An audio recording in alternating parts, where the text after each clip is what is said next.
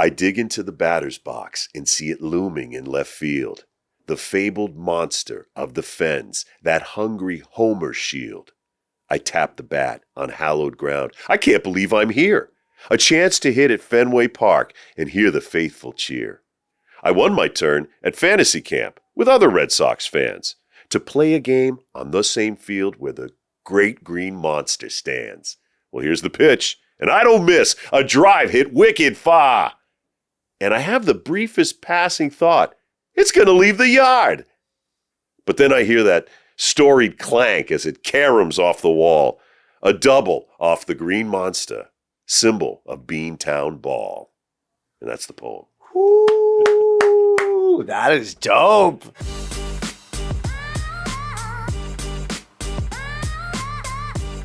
Hey, baseball fans, this is Todd Leitz, public address announcer for the defending World Series champion Los Angeles Dodgers. And welcome to another episode of In a Minute with Evan Lovett, coming to you live from the I Am Studios right in the heart of Los Angeles. Although that's not really true, because I think we all know that the heart of LA is Dodger Stadium.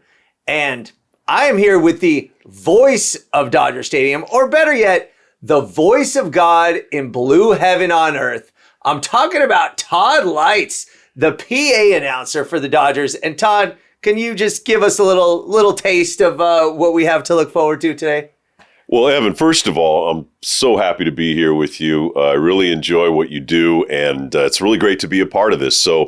But I prefer to be referred to as the voice of Todd in blue heaven on earth. So let's just get that straight from the beginning. I don't have that much delusions of grandeur, so I'm not a god or anything. It's just Todd, but voice of Todd in blue heaven on earth. But if you hear that voice as you're listening, you know why people refer to that perhaps as the voice of God. But thank you for being here. Honestly, I really appreciate you. And also I got to give a shout out to our sponsor, Arto Brick. You know them, manufacturing, fabricating tile and brick by hand from their factory in Gardena, employing dozens of people. They say manufacturing is tough in LA, and it is, but Arto Brick, third generation business, American dream story, run by my man Armin, keeps doing it. And it's not just any brick and tile. This is truly high quality, historic stuff. They renovate and help restore landmarks like Olvera Street, Mariachi Plaza, La Plaza de Cultura y Artes. Work with Vallarta, Ojai Valley Inn. So this is really an LA institution. Support Arto Brick for any of your commercial or residential needs. Always thank you to our great sponsor, Arto Brick. And as I said, we've done an episode, those of you that followed, we did an LA in a Minute together, and is probably, if not the one, without a doubt, one of the most recognizable voices in Los Angeles. First of all, how does that feel? And do people just recognize that voice? How does that play out? Well, almost everywhere I go, almost every day, somebody will say something to me. Some stranger will say, wow, that voice, you should be doing voiceovers, or are you on the radio? Or, they'll notice it just when I'm ordering a coffee or something like that. And so that's always kind of cool. But I'm noticing since I appeared with you and since kind of my Instagram starting to blow up a little bit, I'm noticing people giving me that side eye, and they're like, I know that guy, whatever. So that's kind of fun because, as a voice actor and a guy that used to be on the radio, you can walk around anonymously and be listened to by millions of people, but nobody recognizes you. And there's something that's kind of cool about that. But there's also something about people recognizing what you do and enjoying it and telling you about that. And I've been getting more and more of that. And it's fun, I have to admit. I'm telling you this voice, and you guys hear it, see it, but I'm feeling it right now. Like, just his natural voice is like giving me those bass reverberations that you usually just get in the car when you're turning up the dope tracks.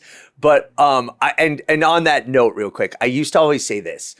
When I was growing up, the best kind of fame would be a Simpsons act, a Nancy Cartwright, a Dan Castellaneta, like those, Yeardley Smith, where everybody knows the voice and you're making all kinds of money and you're famous, but you could also like go out to eat and walk around town kind of somewhat anonymously. So you get the best of all worlds right there. What did Bill Murray say one time? He said, don't try to get famous, just try to get rich, because once you're famous, it's a 24-hour job. And everywhere you go, people want something from you, or they want to do something, and you just can't just chill. You have to be that guy 24 hours a day, 7 days a week. So I kind of took heart with what Bill said. Well, there's no escape in this voice, so you otherwise would just have to zip it all the time unless you want to get recognized. But that being said, we are here. This is World Series time right now. Man. Dodgers back-to-back World Series. Chasing 3 in 6 years that would be, or 3 in 5, 20, 21, 22, 23, 24, 25, 3 in 6 years if they win it this year. And game 1 is today as far as when this episode drops. Yep. Give us your take on the World Series. I want to start there just because this is what this city's about right now. I had a lot of confidence coming out of the championship series. Getting past 2 of the best teams in the National League. Felt really good about especially beating the Phillies. I thought the Phillies were going to be the toughest test. Yeah, and a lot of experts said that, you get by the Phillies, you're going to win the World Series. Yeah. And that Milwaukee team was a tough, scrappy team. And scrappy indeed, and had a lot of wins, best team in the National League. But I go on, finish what you were saying. Well, we just kind of neutralized what made them a special team. And with, what the experts also say, really good pitching beats really good hitting. True. And old baseball and adage. to have those 4 starters, Snell, Yamamoto, Glasnow, and Shohei as your 4th starter, to have those guys lined up healthy and pitching well, it's a luxury. Derek Jeter said it the other night. He was like, that lineup and Shohei Ohtani is your 4th starter and all of them healthy and spitting fire. Yeah. Come on now. So, so the Dodgers have to be favored. We have to be feeling good. Watching the Blue Jays win in dramatic fashion and watching George Springer come up huge in the 8th inning and hit that 8th inning 3-run blast to really put them over the top made me feel a little unsettled. I kind of was like, because, baseball is all about who's got that magic, who's got that little – where because the ball has to bounce the right way for you to get to the playoffs, to get deep into the playoffs. And I'm just like, I had this little sense of, oh, wow, okay. But I like that because that keeps the edge. It's not, oh yeah, we're gonna just take this thing in 4 games. Yeah. We're not gonna sweep. You're not gonna sweep a World Series. It happens. But I feel pretty good about the way the Dodgers are playing, the way they're hitting, and the way, that, of course, that they're pitching. So, the real big question mark going in was the bullpen. The bullpen seems to have righted their ship, and there's less exposure for them because the starters are going so deep into the games. That's very encouraging. I'll tell you this. You hit a lot of the right notes. You hit a lot of the important notes, I should say. And I feel nearly identically, except for the fact that I would say I'm actually highly concerned. I'd be more concerned if it wasn't Dave Roberts, who I trust unequivocally as a leader, and I've been a Roberts backer even when a lot of you were naysaying for years, by the way. And this is a team of professionals, but that layoff worries me. A 1-week layoff right before the World Series is concerning. And as you said, baseball is so... momentum is a word, but it is magic, juju, whatever you want to call it. There's a lot of those ephemeral, intangible, where it's just like, who has the magic is a great way to say it. And like you said, you brought him up, George Springer, who again, I will say this, I like George Springer. I think he's a good dude. I think he's a good hard-nosed player. Killed the Dodgers, World Series MVP against the Dodgers. You kind of knew he was going to have a big moment when he came up to the plate against the Mariners, and he did. That's a scary proposition with Vladdy in that lineup. This kid, Addison Barger, who, frankly, I didn't even know much about. Yeah. He's been hitting the heck out of the ball. Bichette might be coming back. Dalton Varsho, who's had a big series, a former Dodger. So all the oh man, I didn't even put that together. Yeah. You're right. So I'm concerned, but I will say this. The Dodgers not only have a pitching advantage, starting and now bullpen, as you mentioned. Treinen seems to have righted Sasaki, Roki with Roki's walk-up song. I mean, his walkout song now too. Oh, yeah. That's a beautiful thing right there. Did you see the guys pounding on the dugout rail when he was coming out playing the drums along with? That was really cool. Love it. And that stuff has to happen organically. Remember the Mets closer? What's his name? Edwin Diaz. Yeah. With the horns? Yeah, with the horns and everything. That was kind of a very cool thing that they did. And I think this with the drums and the baile que Rocky, it's really cool. So it just happened, and thanks to Miggy Rowe for suggesting that song. You know what's funny? I was looking at Miguel Rojas. My son was going through my, and this is very cool. We were going through my pictures. He wanted to see when his first game was. And he ends up going through my pictures in my phone. You could search by Dodger Stadium now and all this kind of stuff. So I had 764 pictures of Dodger Stadium from throughout the years. Nice. And he went and hearted every single one of them, by the way, which I thought was pretty cool. But as we were going through those pictures, we did find his first game, which was in 2014. And Miguel Rojas was in the starting lineup, which was crazy because I know he left the Dodgers and Marlins and all this, but I'm like, that's OG status now. That's not like he was just a Dodger. He was a Dodger from way back. Well, he went away, and he was the guy that made a big play at third base to preserve Kershaw's no-hitter late in the game. And if Hanley Ramirez hadn't thrown a ball away from short, it might have been a perfect game. I think it would have been a perfecto. And I love Hanley, by the way, but that's a tough one. Well, he had a monster season that year, and then Joe Kelly. Wasn't it Joe Kelly? Hit him in the ribs when he was pitching for the Cardinals. All comes around, man. All comes around. So World Series, look, this is going to be, as you said, I almost thought it was a coronation. We beat the Phillies. The experts were like, this is the World Series. Like, da-da-da. Right. But the Blue Jays are tough. And look, I think it's going 7 games, which also game 7 is November 1st, which happens to be my son's birthday. Oh, wow. Which is a conflict because, you happy birthday, we're going to celebrate. But hold on, we got to watch every single second of this Dodger game. So, but it's going to be one hell of a series. And I'm excited. And you are going to be there for every minute at Dodger Stadium. Yep. I want to know, and we're going to get into your origin story and all that stuff, but this is now your 3rd World Series with the Dodgers. But 2020, did they even have, I don't even recall, were the games at the stadium? Technically, it's my 5th. 2017. Oh, Jesus. 2018. Of course. 2020. Yeah. 24 and now 25. Astros now, and Red Sox. I conveniently forgot those two. Right? But, right. Well, it was ancient history, back, 6-7 years ago. But, 2020, we didn't get any games at Dodger Stadium for the World Series. They were at, Texas. Globe Life Park out in Texas. Yeah. Right? And so that was a bummer because we didn't get to participate in it. It was crazy. We had some of the playoff games. We actually had the series between the A's and the Astros that year. At Dodger Stadium? At Dodger Stadium because it was part of the bubble. No recollection. It was part of the West Coast bubble. And so I had to call, both teams kind of right down the middle. And we had to watch the Astros. Were there fans? There were some fans. They were doing that thing where it's like pockets of fans. Yeah. Stuff like that. Yeah, it was a very small, crowd.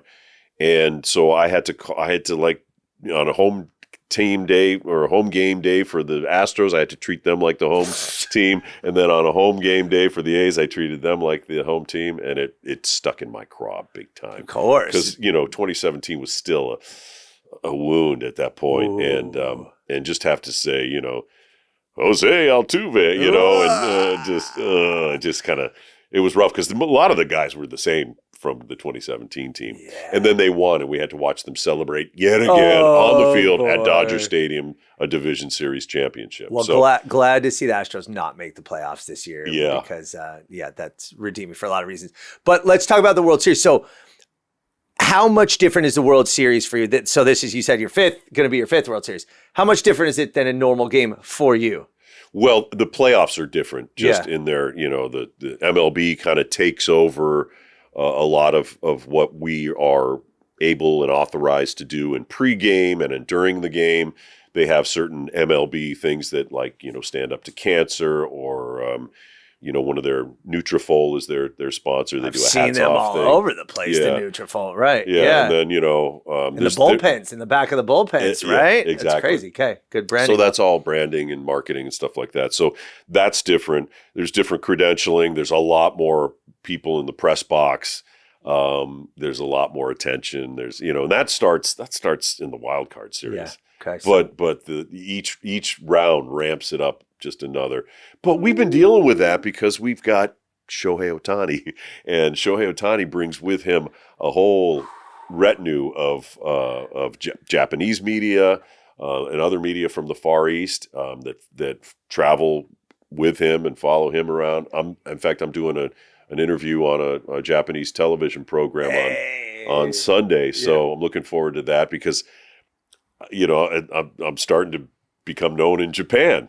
And that's kind of fun. That's sweet. So my wife and I have to make a trip out to Japan and kind of capitalize on some of that fun. That's supposedly the hot place to be going, by the way. We wanted my son keeps coming up this episode, but his bucket list was like Tokyo, and my wife's a little bit indie, and we wanted to go to Japan, but she's like, oh, everybody's going to Japan now. Like, we're going to wait till it cools down. She likes to do the opposite. Yeah, but it's going to be cool. It's going to be a lot of fun. Yeah, so we're planning a trip there, and the playoffs and especially the World Series, it just creates a whole nother focus and a whole nother energy. And it's really fun.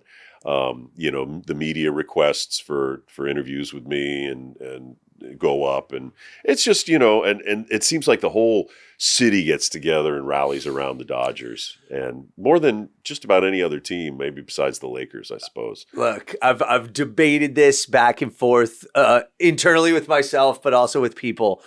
I think, look, the Dodgers are LA's team, and there were Laker parades throughout this century. Thank you, Shaq. Thank you, Kobe, Phil Jackson, everybody, Jeannie Buss. Thank you, everybody involved in making that happen. But I think the highlight, my Los Angeles city highlight, was that parade last year on November 1st. We started at City Hall. We took the metro, started at City Hall, 300,000 people, which sounds like actually an undercount if you were there. I mean, but I have never seen Los Angeles unite the way that they united for the parade.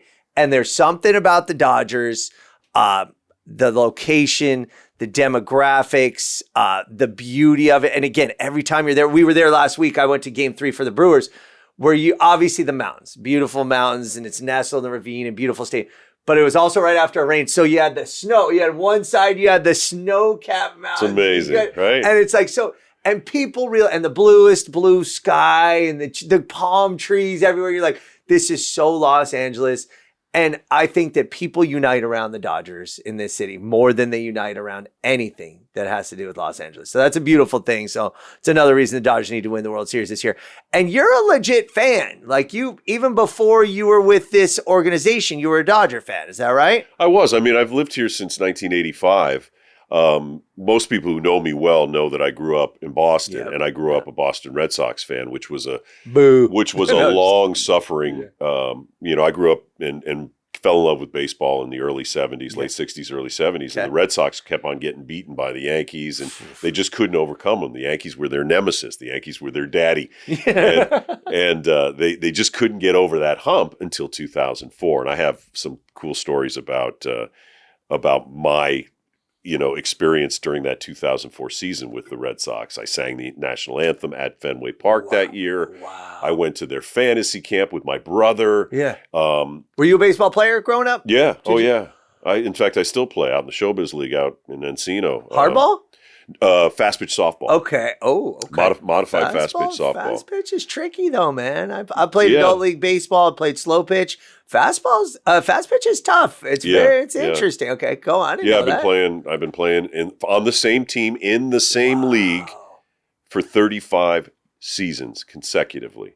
That's awesome. And I only got out there one day this year because I have a shoulder injury. I think it's a rotator cuff. Yeah. I can't really. I haven't gotten it diagnosed yet, but I've been on the sidelines. But I did get out there, and I played one game, so I kept my streak alive. But that first of all, a team being together for 35 It's years, incredible. A league being viable for 35 years, and a person being able to show up and play from the age of 22 to 62, which is what I'm at now, is pretty amazing. It's something I'm proud of. I played.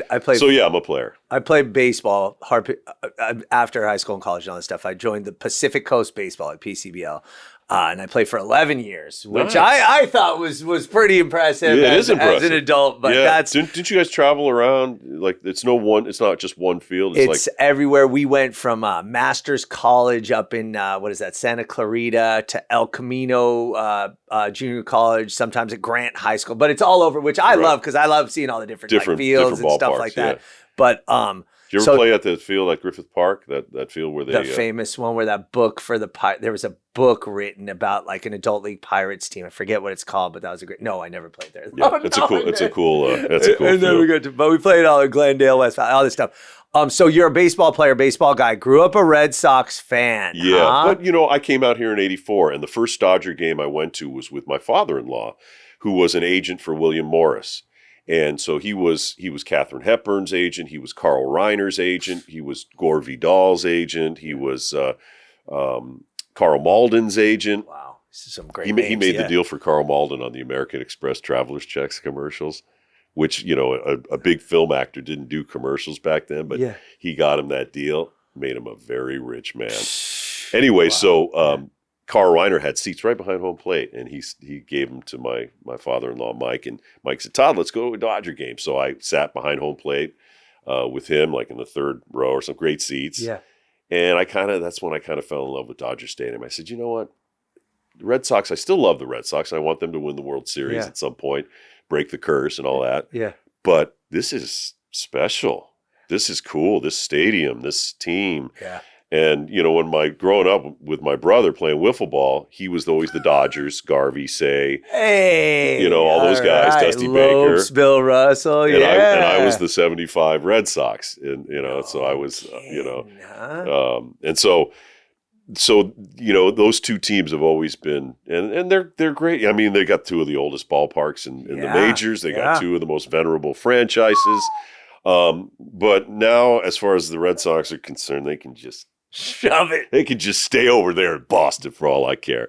But, I still have a lot of family in New England and, a lot of Red Sox fans. And I will tell you this because this was something that was cool that happened this year. There's a National Baseball Poetry Association, and they do an actual event every year. And they had a contest to write a poem about the Green Monster. So I said, I got a story about the Green Monster. So I wrote a poem, and it had to be tight, iambic pentameter verse, and it had to be able to be delivered in under a minute because the winner of the thing was going to go on NESN, New England Sports Network, and recite the poem. And they wanted it to be brief. It couldn't be like the Iliad or something, right? Yeah. Right. So I wrote a poem about my experience at Fenway Park, getting it at bat at Fenway Park and hitting a ball off the Green Monster. I saw one pitch, hit it off the monster. So I wrote this poem, and it won the contest. And so I was on the air at NESN. I got to recite the poem. Come on. With Ilana Rizzo. Remember Ilana Rizzo? Of course. I love Ilana. Absolute professional. Great work. Still follow her on X. Wish she was still out here. I mean, Dodgers do a great job of hiring the whole media team and everything. But she was awesome. And awesome. Obviously now she's up at network level. But she was hired by NESN not too long ago. And she found out that it was me that wrote the poem. And she said, I want to interview him. I know Todd. So we had this nice interview, and I got to recite my poem. And so now you have to call me an award-winning poet laureate, as well as an announcer. So that was really fun. That's super sweet. Wait, tell me, I don't want to get too hung up on this, but this is my language. Why did you get in a bat at Fenway Park? Because I said I went to fantasy camp that year. Okay. And as part of the thing, they said, we're going to have a fantasy camp day at Fenway Park in June, and you guys are all invited to come to the game. And the two top teams at the camp, mine was one of them, will be introduced by the PA announcer on the lines before the game in uniform. Were you critiquing this PA announcer? I was not a PA announcer at that point. Oh, okay. It was at that camp where I first did some PA announcing with the great Joe Castiglione, who's the radio voice of the Red Sox for decades. Hardcore Boston. And he was doing PA, and I said, "Hey Joe, can I announce a few batters?" And so I did, and he's like, "Kid, you got some pipes on you, you know?"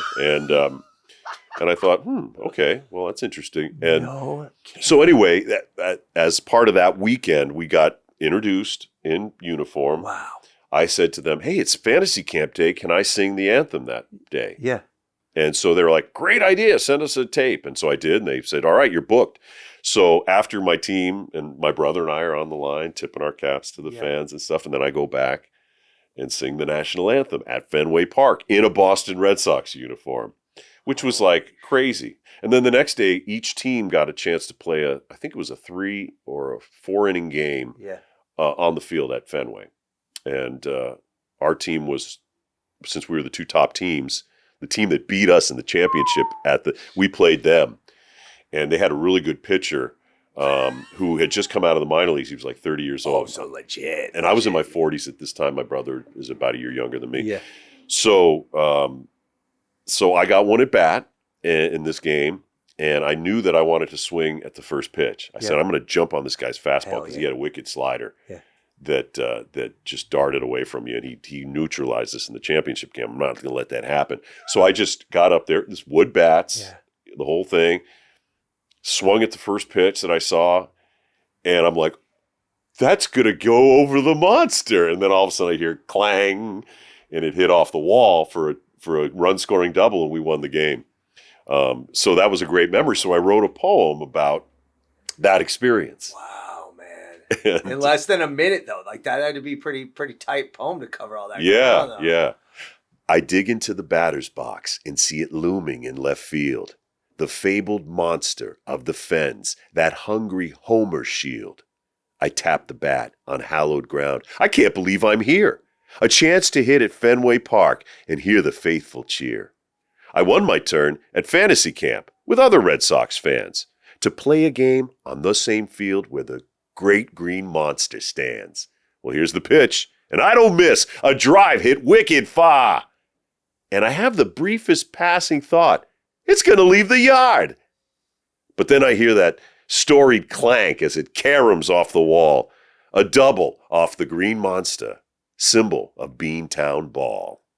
And that's the poem. Ooh, that is dope. And I have it memorized. Committed to memory. That's almost more. No, that was actually beautiful. Great job. I won a poetry contest once myself. Did you? But it was just for reciting. This is a true story, though. 6th grade, Pinecrest Elementary School. That's where my daughters went. Really? Pinecrest. All right. No longer in existence. Yeah, I guess it doesn't. Yeah. But I read Casey at the Bat. Oh. In 6th grade. And for whatever reason, that won the poetry contest. I got to go to you're a baseball guy. Oh, man, I was a baseball. Come on. 95% of my waking hours, energy, resources, money went into baseball-related activities until I discovered girls and partying and fun and school and all that. I'm not even school. School is still secondary. But anyway, yours is much more impressive. All right. I want to know, where'd the Boston accent go? You're born and raised over there. What happened to that? I don't know if I ever really had it, although if I've heard recordings of my younger brother. He used to make movies and record things back in the old days. And he definitely had it. We were in Massachusetts, and we had this Massachusetts accent. It was like really, Ma, can I have another? I got an idea, Ma. This wicked hard, but all that stuff. So I kind of get it when I go back there, but it's still in there. It's still in there. But it wasn't like a conscious suppression. No, I didn't have to go to diction school or anything like that to try to lose it. I just kind of, I've been out in California since 1977, I think. So it's been a long time. I've been here, and now I'm kind of Californian.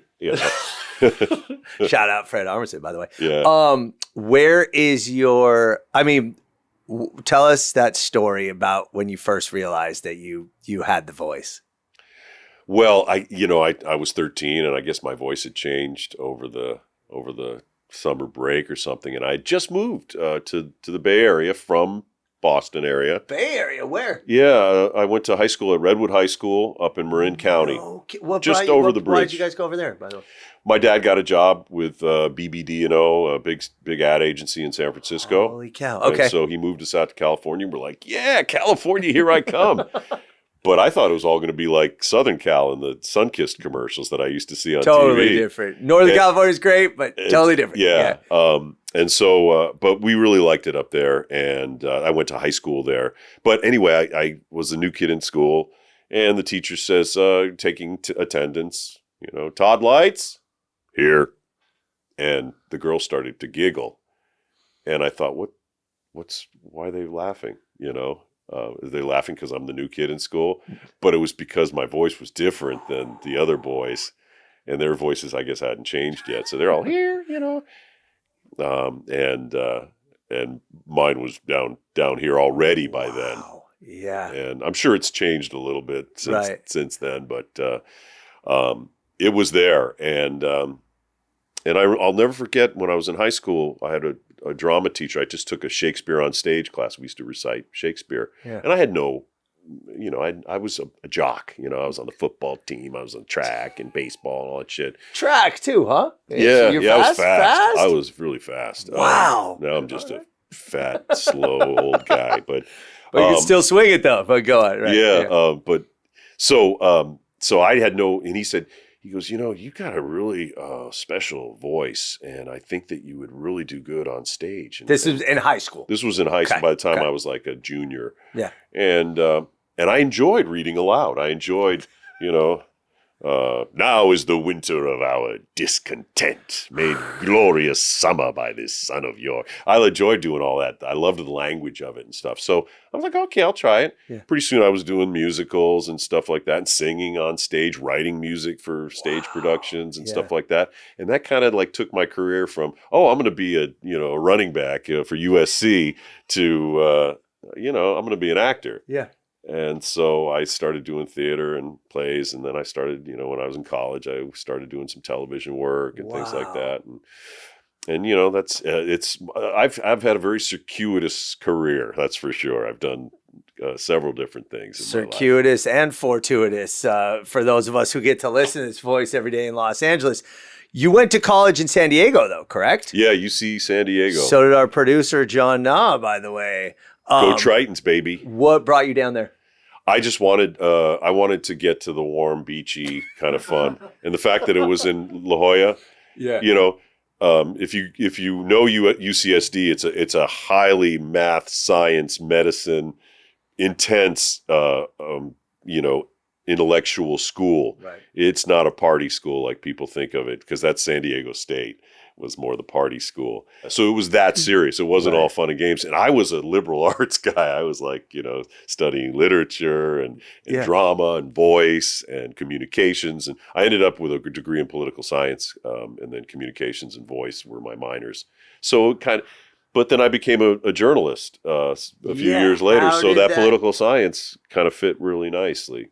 What did you think of San Diego? I liked it a lot. I loved it. I mean, I lived in Del Mar. I mean, I lived in La Jolla. I lived in Solana Beach. Yeah. I mean, it's heaven down there. It really is. I always say, and it's a big thing, is if I did not live in Los Angeles, I would live in San Diego. It is friggin' fantastic. I get a certain feeling when I go back there. I used to ride my bike everywhere, and I still have my old Mustang that I used to drive around, down the beach between La Jolla and Del Mar.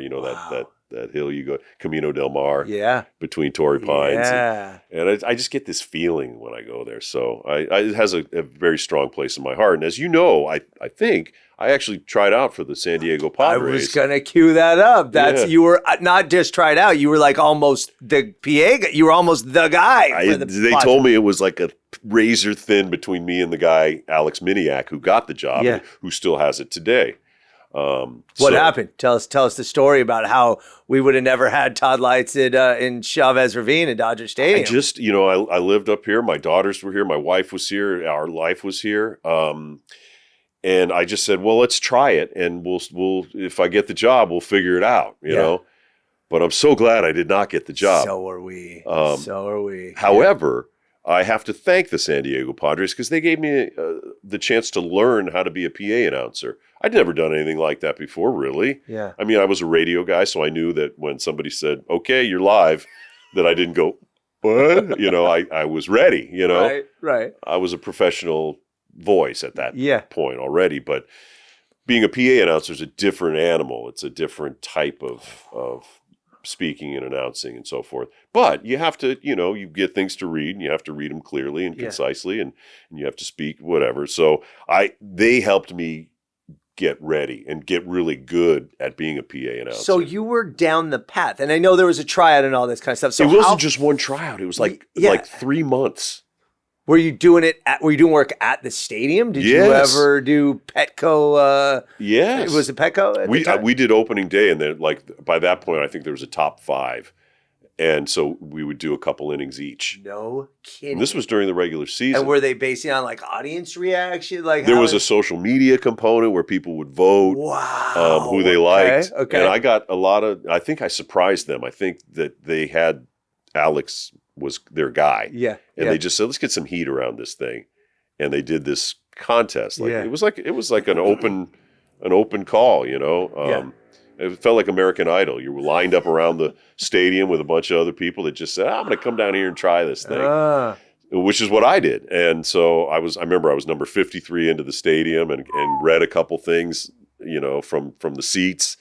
And they're like, okay, we'll get back to you. And then it was, top 100, top 50, top 25, top 10, top 5. Okay. And this went from, I think, late February all the way past opening day.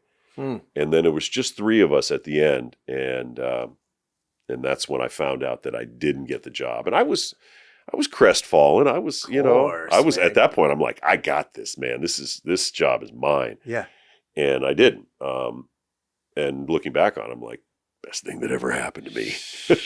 There you go. Now, at the time, or I don't know if it was at the time, because you did some work with My Safe LA and the Los Angeles Fire Department, but you were also a reporter, as you mentioned, for KNX. Shout out KNX, Odyssey. Thank you for distributing the podcast. Yeah, right on. But KNX, and you did work for KABC as well, right? I did some work for KABC, only on a fill-in. But KNX was your big KNX journalist? I worked from 99 to 09. What were you doing for KNX? I was a street reporter. I was an anchor. So you were actually going out and getting stories and doing the whole... Yeah, I started as a writer, and then the news director said, kid, you got some good pipes. Have you ever thought about being a reporter? You wasted this guy's talent if you're just writing. But it was good because I got a nice base of how to write for radio, good point. Which is a different type of writing than it is for newspaper. It's a different flow. It's a different, instead of saying Evan Lovett, creator of L.A. in a Minute, you say the creator of L.A. in a Minute, Evan Lovett.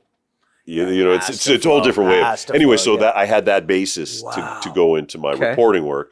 And then from there, they made me an anchor. And so I anchored the weekend news, which was fun. Yeah.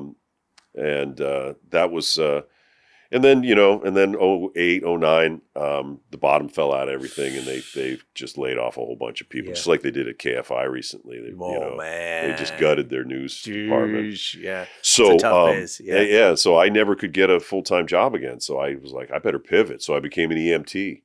I always liked interviewing firefighters and covering fires. I covered a lot of fires and a lot of disasters. LA. And the firefighters, I felt I had something simpatico with the firefighters. And so I was like, and I had a friend that played drums in my band who was a firefighter. And he goes, well, you could be one if you wanted to, there's no age limit. Yeah. So I started that path. And first and foremost, you got to become an EMT.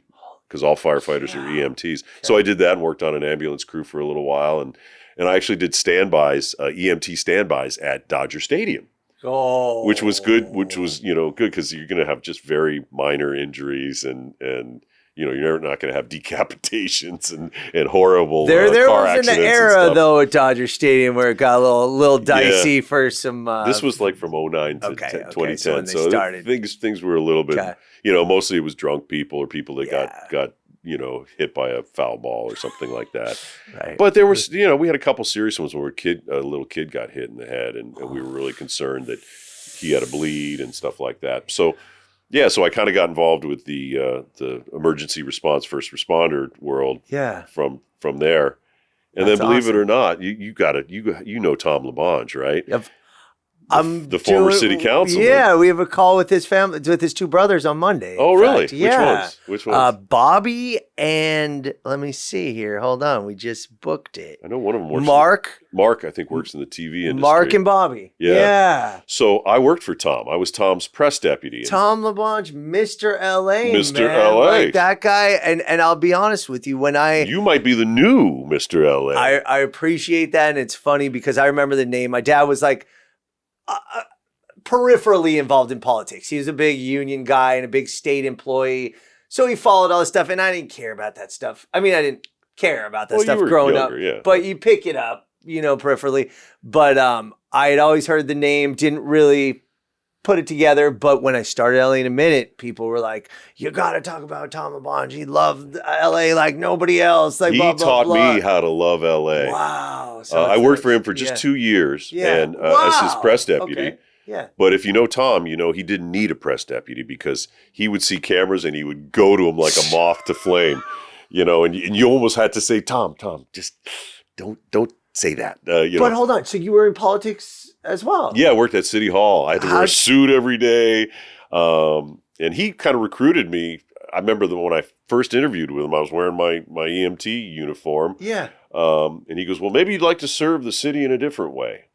And I'm like, okay. And so it was great because I had a lot of friends in the media from being a reporter. Yeah. So I could talk to them and I said, what's your deadline? That when language. do you, I knew how to, and they liked that. They liked that Tom had somebody that understood their needs. Yeah. And I always appreciated that as a reporter because it's like, no, don't make us wait. We have to be on the air at the top of the. Just give us just a little crumb. That's all we need to go with. Totally. Anyway, so that was a really fun job because the 4th district, city council district at that time included the Miracle Mile. It included parts of Sherman Oaks. It included the Hollywood sign. It included parts of the Walk of Fame. It's a cool area. It had some of all the best of LA that you know so well. The tar pits, the Museum Row, all that stuff was part of our constituency. So that was a really, really fun job. And I learned a lot about the city. And like I said, Tom's enthusiasm made me love LA in a way that I had never loved it before because I'm not a native. Right. And so he taught me all the beautiful parts of LA because I saw a lot of the bad stuff as a reporter.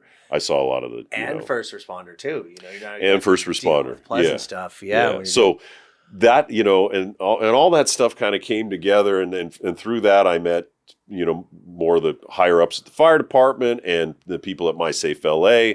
And when I left Tom's office, I went to My Safe LA and started doing fire safety education. So I was up in front of elementary school kids with the fire department there with us, telling them about how to escape their home in case there's a fire, what to do in an earthquake, what to do with your smoke alarms, all that stuff. So that was a really cool thing. And I think all of that stuff, all of my journalism and political stuff and first responder stuff has all informed my work as a PA announcer because it's baseball, right? Mm-hmm. But the pregame ceremonies always have to do with, this dignitary or this honorary. A lot of pomp and circumstance going into that. And I pay more attention to your work now, I'll be honest.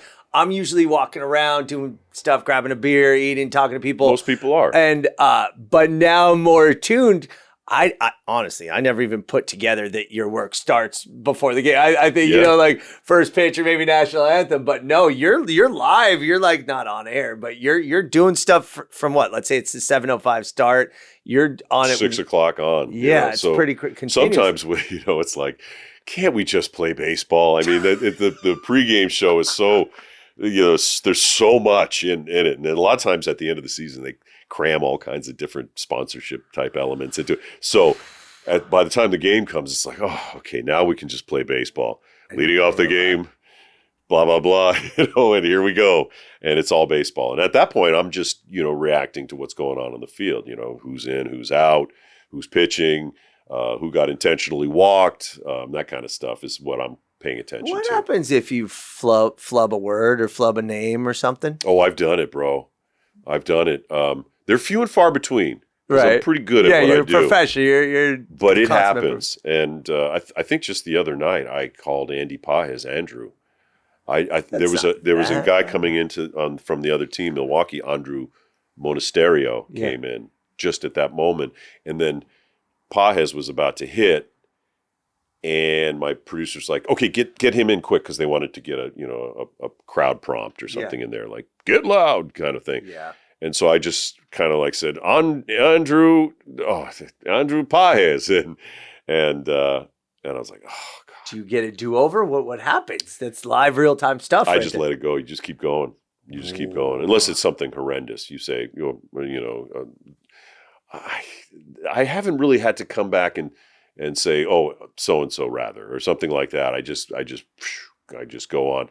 The worst one I ever did, and I'm coming clean here, because nobody's perfect, but it was I think not too long after Joe Davis took over as play-by-play guy. Davis so it may have been damn good. Go. Yeah, and Joe Kelly had just joined the Dodgers, and he was having all these really weird appearances. Like he'd show up and he'd hit a batter, and then somebody would get a little dinker, and then somebody hit a home run or something off him, and he'd have all these weird things that would happen. So anyway, he's coming in, and I'm supposed to say, fans, your attention, please. Now pitching for the Dodgers, number 17 or 99 at the time, or 17 at the time, actually. Joe Kelly, I'm supposed to say, but I was hearing Joe Davis in my ear. Welcome to the booth. This is Joe Davis along with Oral Hershiser, and it's top of the sixth inning, Joe Kelly. And I got Joe Davis on my mind, so I said, coming in to pitch for the Dodgers, number 17, Joe Davis. And Justin Turner, immediately goes over to Joe Kelly as he's coming in and puts his arm around him, and they have a little chuckle. It's like, I guess you're Joe Davis now, or something like that. I forget I never had a chance to ask him what he said. But that was a major gaffe, and people on Dodger Talk on AM 570 afterwards were saying, "Did you hear the PA announcer called him Joe Davis? Oh my God, what an idiot!" And to his credit, and I've always been thankful for this, David Vassay, who's the host of Dodger Talk, said, "What's up? Hey, wait a minute, bro. Wait just a minute. I've been around the league. I've heard every PA announcer there is, and you don't know how lucky we are to have." And I was like, and he's got a great beard too, because back then I had a really big beard. Silhouette, your logo or your avatar or whatever. It was out of control. But at one point you were a fresh shaven, clean, and I see those pictures. For instance, when you sung the national anthem at Dodger Stadium before you were with the organization, clean cut Todd Leitz. Yep, in a suit and tie. Well, so two things. One, that was a younger me. How did you get to sing the national anthem at Dodger Stadium at that point? I saw it 2011, but I also read that you've done it multiple times. I watched the 2011 one, which, by the way, magnificent, Pavarotti-esque, dare I say. Yeah, and I got to sing "God Bless America" in the seventh inning at that time. I think it was on Sundays.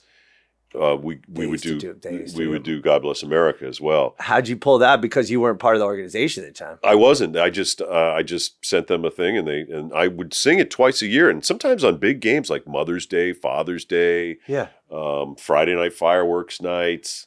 And so usually it was 2 times a season they would book me, and then I got the job there, and I haven't sung it since. Although I did sing it in 2020. We had with no fans in the stands, just cutouts, right? And it was they invited some of their taxi squad players to come in and play a real game. Guys like Gavin Lux, who was still in the minors at the time. Guys like that came in and got to play a game. So I sang the anthem from the press box with Dieter, and it was tough because of the delay at the time. But so I have sung it. Allow myself to introduce me. Singing the national anthem is yours truly. I forget how I introduced myself, but it was something like that. Could you do it again? Would you do it again? Would They tell me that if somebody doesn't show up, that I would be the fill-in. For a long time, there was a guy named Howie Levine, a longtime usher and concession guy. He would sing if somebody didn't show up on time or whatever. Wow. But they tell me that it would be me. So there have been times when they said, would you go down to the field or would you sing it from the booth? Probably from the booth, I think, because there's so much other stuff going on after the anthem. We go to lineups, and then we go to time for Dodger baseball and ceremonial first crazy. pitch. So you're always kind of on call, if you will, for that. Yeah, and I suppose I could do some of that stuff from the field. So we'll see. We'll see if it ever happens. Hold on, you mentioned the echo. And I always wonder about that because there is a little bit of delay. And now you're probably used to it. Of course, you have to be used to it. But there is that delay, the feedback, the background noise when you're up in the booth. You just block that out? How does that? There's a lot of distraction.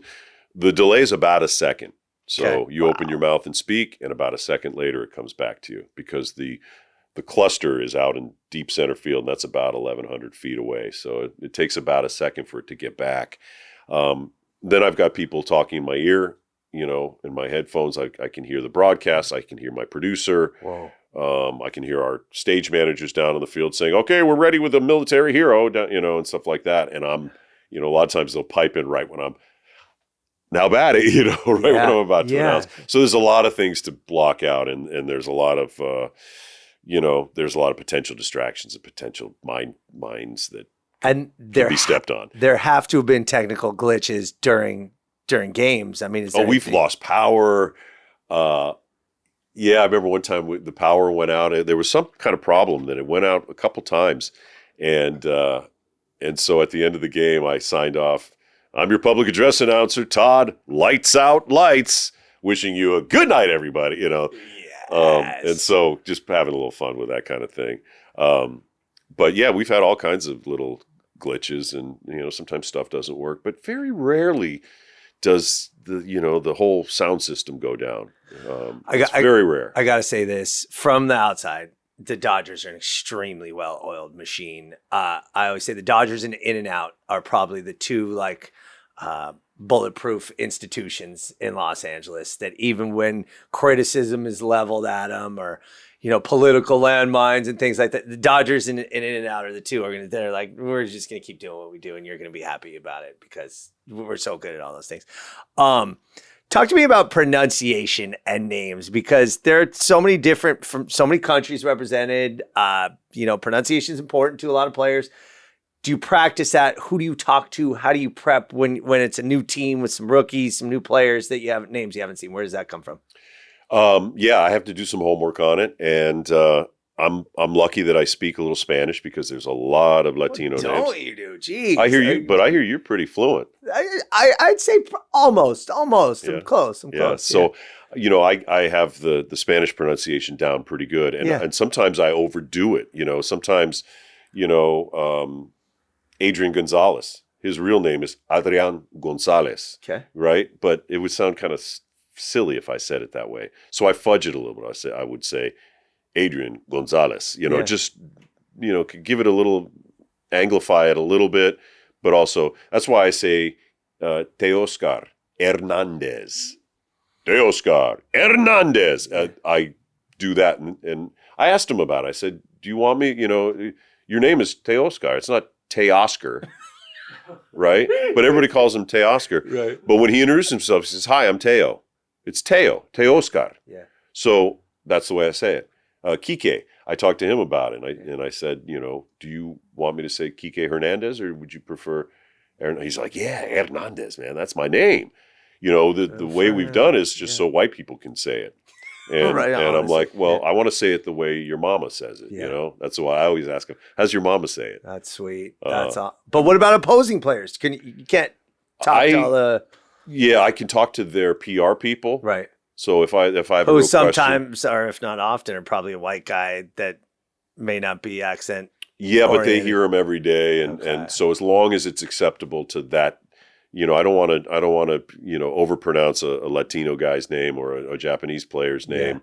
or a Korean player's name, but I also want to just let them know that that I've got it. And the feedback I've gotten from other organizations and other players is that they love it. It makes them feel good. I don't want to make them feel too good, but I want to give them I want to give them the respect that they deserve as Major League Baseball players.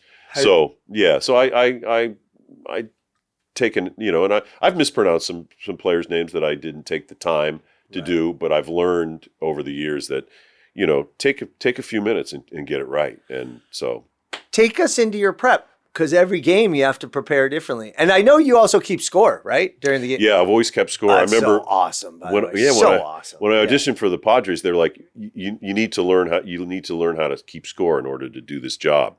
If you want to do this job for us, you got to keep score. Yeah. And I'm like, oh, I know how to keep score. Hell yeah. So I have a book. I've got stacks.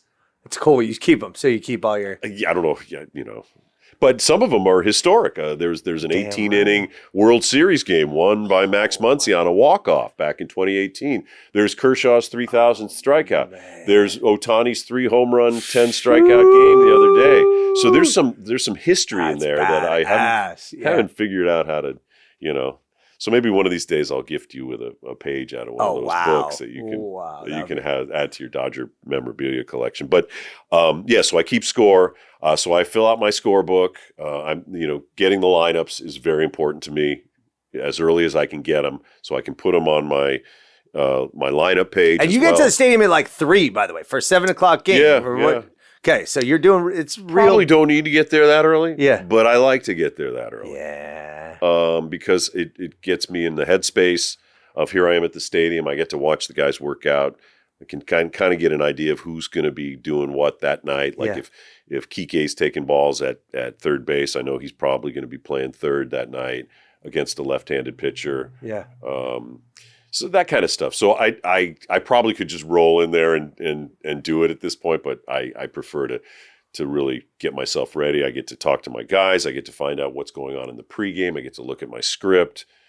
Oh yeah, tonight you're announcing 120 of our Levy employees for a recognition on the field. Wow. 120 names? Oh boy, I better, So interesting. I know, I think it was opening day when you guys recognized all the Dodger Stadium employees who'd been there like 20, 25, 30, 35, 40 years, right? Yeah. So we do that every year as well. Yeah. And so I never know what it's going to be. I get a heads up the night before. I get a rough script, and then I get the final script in the afternoon. And so I'm able to go over it, and I rewrite a lot of stuff so that it sounds like it's coming out of my mouth. And because we get a lot of stuff in from,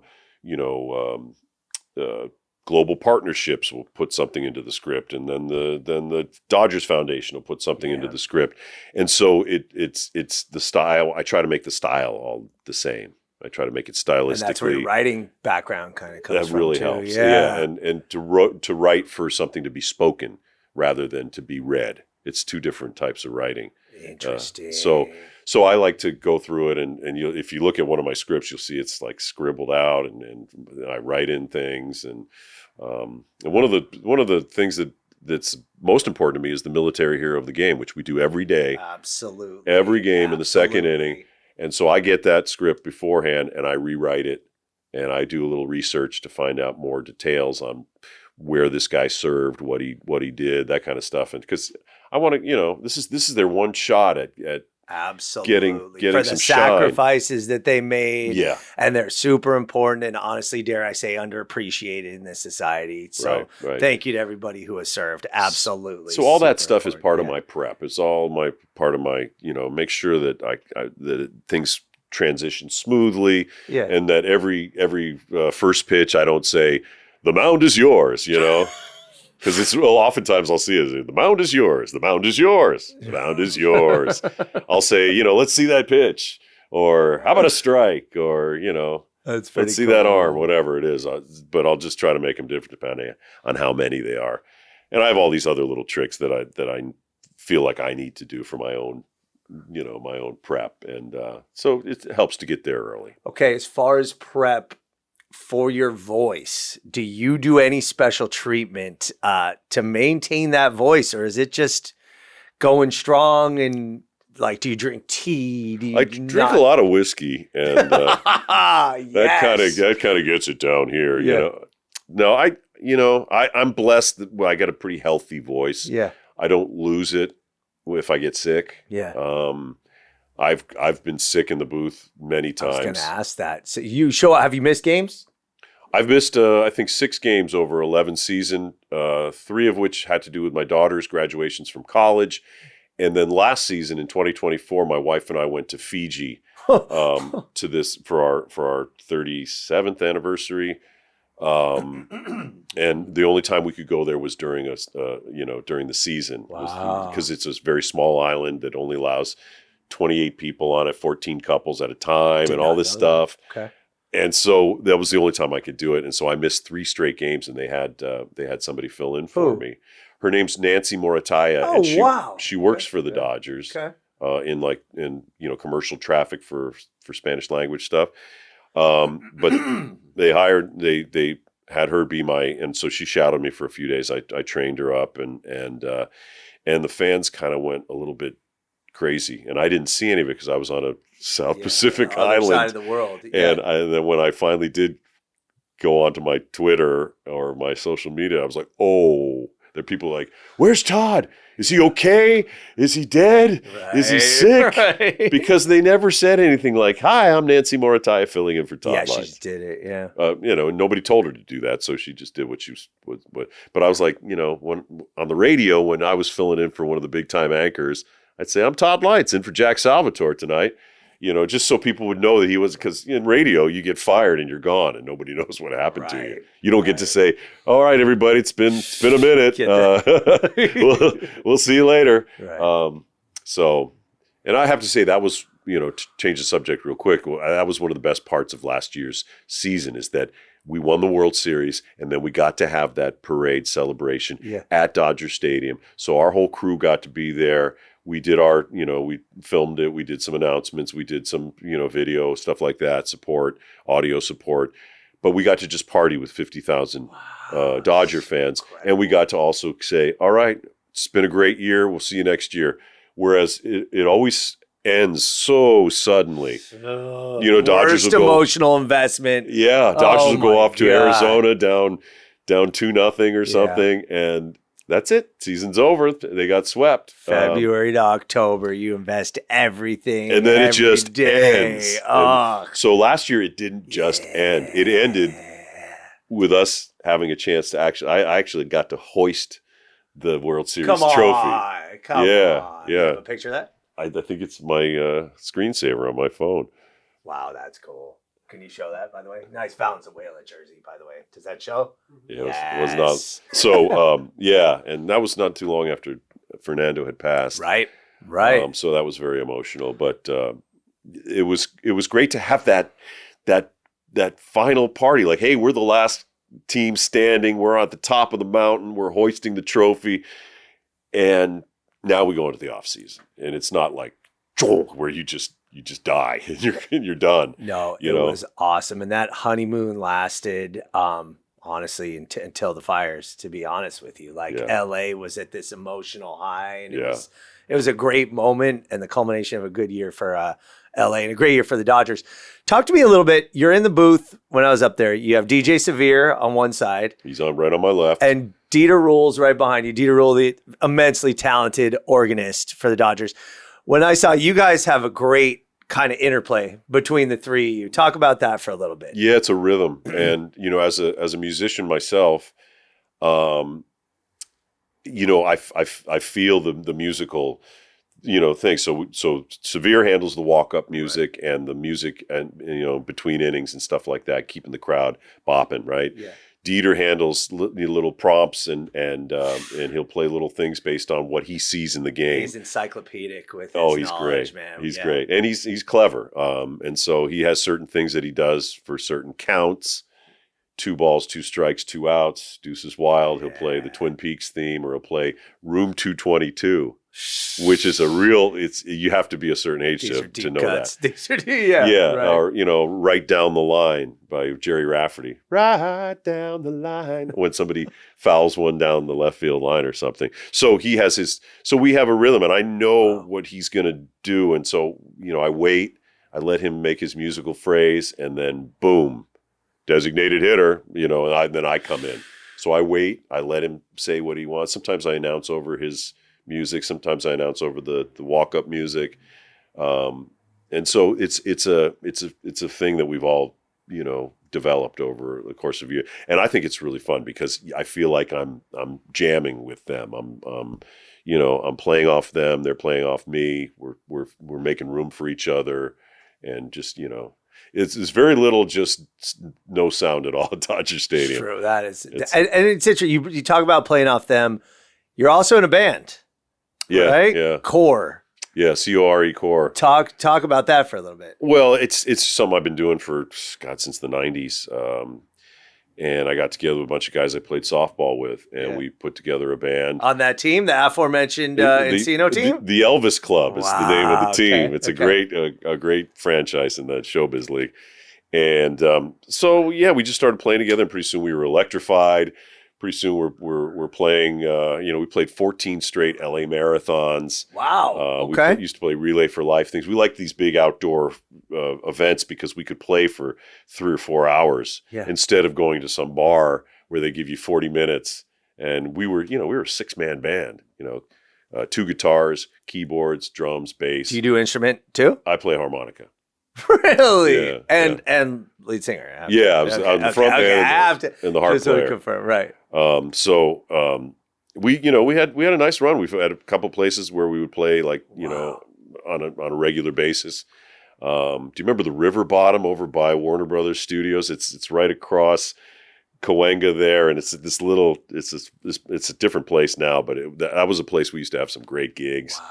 And we play at a place in Sherman Oaks, the Sherman Oaks Lounge, which was a really cool bar for a while. And we got good following there. But we always liked the places that had the built-in crowds, where people were going to be there to run or walk or do something to help cancer research or run the marathon, something healthy and stuff like that. And we even played at Dodger Stadium. That's what I was going to ask. A few years. Yeah, we did the, before the marathon, because it started at Dodger Stadium, so they'd have an expo out in the parking lot at Dodger Stadium where people would come pick up their numbers, get this or that, and a band would play, and it would be us. And so we did that for several years, and then we used to play at all over LA, from the produce district to the there's a school out on right off Highland, in Hancock Park. Along the route. We would just play at different places. Yeah. But then they put us at mile 25 down at Ocean and San Vicente as the runners would make that curve toward the Santa Monica Pier and go down Ocean Avenue toward the pier. So we had this great prime spot. That's fantastic spot. Sometimes people were hitting the wall as they're running through there. But we always wanted to put a little spring in their step. So we played 14 straight until the marathon got sold, and then they just stopped calling us over the past couple of years. I think the last one we did was 2019. But it's hard to keep a band together when you're in your 50s and 60s. Yeah, when you're real life. Everybody's got a job. There's a lot of, and you're not usually getting paid that much, and so it's an avocation. It's a hobby, so it doesn't take precedence in our life. And so we've gone through different drummers, we've gone through different bass players, but the core of core, me and a couple of the guys have been in the songwriters are all still together and still friends and still playing. But most of the guys that moved on from us went to some other band or they did something else. And, it's been a really fun thing to have music in my life in that way. And I love to sing.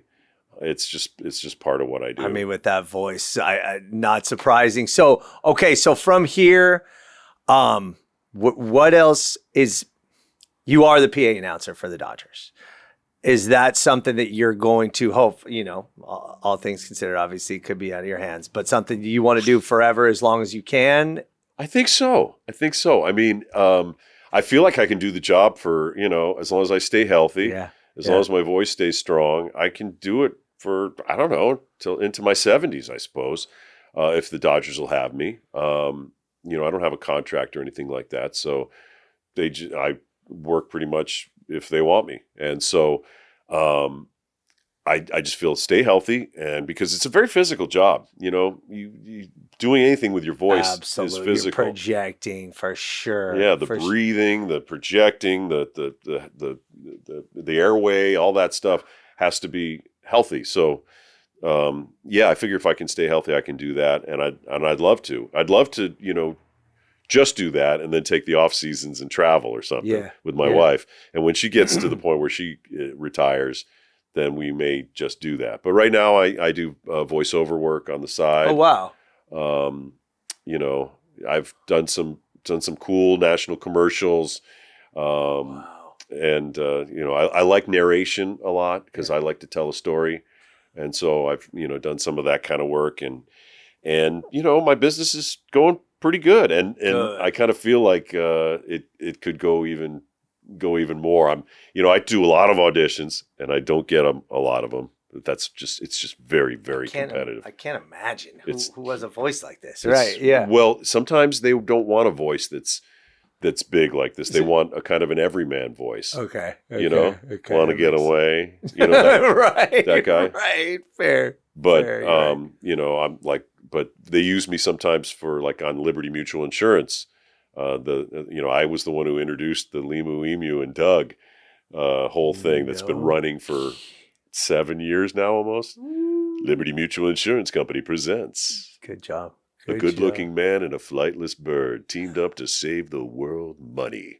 So if they want that type of thing, I'm their guy. So I usually get a lot of we want a kind of a weathered, gruff, authoritative, somebody who's been there, done that.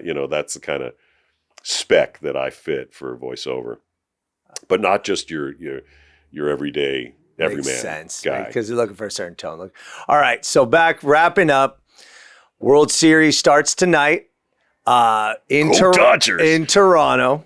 And then we come back for games 3, 4. And if the Dodgers don't sweep, then also game 5 in Dodger Stadium.